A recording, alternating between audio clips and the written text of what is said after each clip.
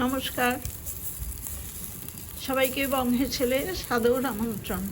আজ আমি মূলো ভাজা করছি। এই মূলো ভাজা গরম ভাতে খেতে খুব ভালো লাগে। শীতকালের এই লাল লাল মূলো খেতে খুব টেস্টি হয়। এইভাবে আপনারা একবার ভেজে খেয়ে দেখুন, খুব ভালো লাগবে। এবার দেখে নেওয়া যাক আমি কিভাবে এই মূলো ভাজাটা করলাম। প্রথমেই কিছু লাল মূলো বাজার থেকে আনার পরে আমি এরকম পরিষ্কার করে ধুয়ে তারপরে ঝিরিঝিরি করে কেটে নিয়েছি। এই কেটে নেওয়া মূলোটা আমি একটা কড়াইতে গ্যাসের উপরে মিডিয়াম ফ্লেমে বসিয়ে দিয়েছি। এই মূলোর মধ্যে অল্প একটু জল দেব, খুব বেশি জল দরকার নেই, মূলোর থেকেও জল বেরোয়। মূলোটা আমি প্রথমেই অল্প করে ভাপিয়ে নেব। মূলোটা ভাপানোর জন্য আমি অল্প কিছুক্ষণের জন্য ঢেকে দিলাম। 5 মিনিট পর আমি ঢাকাটা খুলছি। মূলোটা দেখুন ভাপানো হয়ে গেছে। মাঝে একবার ঢাকাটা খুলে আমি মূলোগুলো একটু নেড়ে দিয়েছি। এবার মূলোর মধ্যে থেকে আমি এক্সট্রা জল কিছুটা বার করে ফেলে দেব।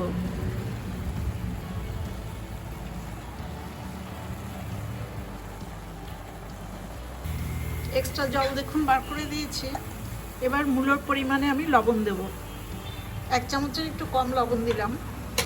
এখানে 3/4 চামচ লবণ আছে, আর 1/2 চামচ মতো গুঁড়ো হলুদ।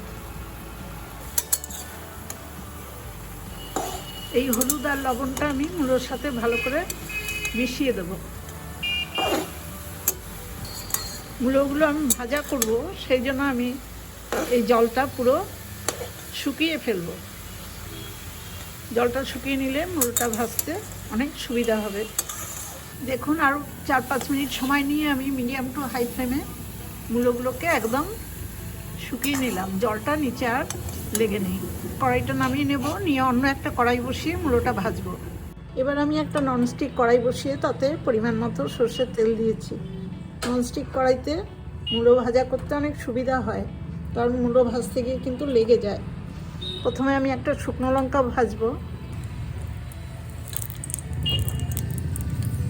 এই শুকনো লঙ্কার সাথে দেখুন 1 মুঠো ছোট বড়ি।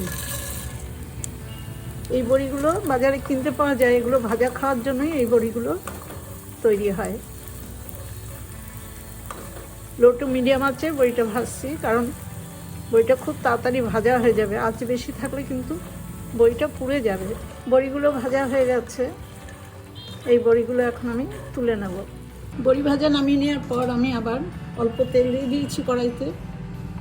এবার ফোড়নে 1/2 চামচ কালো জিরে দিলাম।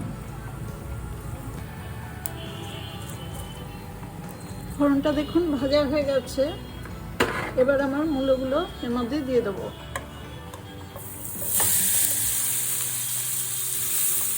ভাপিয়ে রাখা যে মূলোগুলো আমি রেখেছিলাম সেগুলো দিয়ে দিলাম।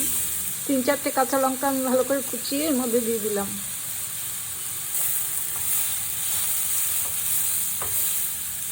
মিডিয়াম টু হাই ফ্লেমে মূলোটা নেড়ে নেড়ে ভালো করে ভেজে নেব। মূলো ভাজতে কিন্তু সময় লাগে। এখন মূলোটা যতগুলো মনে হচ্ছে ভাজার পরে কিন্তু অনেক কমে যাবে। মিডিয়াম টু হাই ফ্লেমে আমি 10 থেকে 12 মিনিট পর্যন্ত এভাবে নেড়ে নেড়ে ভেজে নিলাম মূলোটা। মূলোর গায়ে দেখুন যখন লাল লাল একটু দাগ ধরবে আর একদম শুকনো হয়ে যাবে মূলোটা, তখন বুঝবেন মূলোটা ভাজা হয়ে গেছে। এবার গ্যাসের ফ্লেমটা অফ করে দিয়ে আমি এই মূলো ভাজাটা একটা প্লেটে সার্ভ করে দেব। মূলো ভাজাটা দেখুন একটা প্লেটে সার্ভ করে দিচ্ছি। এরকম মূলো ভাজা দিয়ে কিন্তু গরম ভাত খেতে খুব ভালো লাগে। এই মূলো ভাজাও আমি আমার মায়ের কাছ থেকেই শিখেছি। এবার উপরে লঙ্কা ভাজাটা দেব। আর গরম গরম এই মূলো ভাজা খাওয়ার সময় বড়িটা ওপর দিয়ে দিতে হয়। এই বড়িগুলো ওপর দিয়ে দিলাম। এই ছোট বড়িগুলো কিন্তু পোস্ত বড়ি, যার জন্য খুব তাড়াতাড়ি ভাজা হয়ে যায়। মূলো ভাজার মধ্যে যদি আগেই দিয়ে দিই তাহলে এই বড়িগুলো একদমই গলে যাবে। এয়ারটাইট কন্টেনারে রাখলে পরে খাওয়ার সময় নিলে খুব মুচমুচে থাকে এবং খেতেও খুব ভালো লাগে।